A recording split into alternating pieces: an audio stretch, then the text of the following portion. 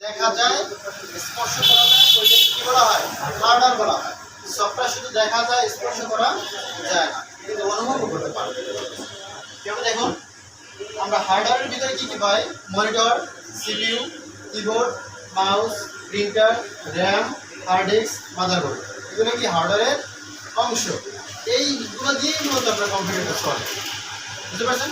তাহলে ভিডিও করে পাও তোমরা ভিডিও করে ক্লাসগুলো ভালো বই দিন নব লাগতে পারে আচ্ছা, যদি লাগে আপনি দিতে পারেন। ভিডিও করবে ক্লাসগুলো সাথে সাথে। তারপর কি আছে? সফটওয়্যার, যে প্রোগ্রাম বা নির্দেশনার মাধ্যমে কাজ করে। সুন্দর কথা। যে প্রোগ্রাম বা নির্দেশনার মাধ্যমে কাজ করে ওইটি হলো কি? সফটওয়্যার। যেমন আমরা উইন্ডোজ বলতে পারি, এটাকে বলে ওএস। উইন্ডোজ কি বলা হয়? ওএস বলা হয়। তাই এখানে লেখা নেই, ওএস লেখা না। দেখি হার্ডওয়্যার এবং সফটওয়্যারের পার্থক্য। সাধারণ কিছু হার্ডওয়্যার হলো স্পর্শ করা যায়, সফটওয়্যার স্পর্শ করা যায় না। হার্ডওয়্যার হলো কি? যন্ত্রাংশ, আর সফটওয়্যার হলো